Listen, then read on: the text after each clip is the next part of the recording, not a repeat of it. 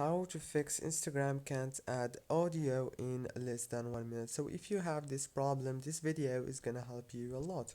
First thing, you have to go into the apps manager in your settings and then go to the Instagram app, click on this force stop option and then go to the internal storage, click on clear data, clear cache, go back and go back to the apps manager again, and now you have to go into the Google Play services right here, click on force stop and then go to the storage, click on clear cache, and now the last thing you want to do is open the Play Store and search for Instagram and then update it right here from this option.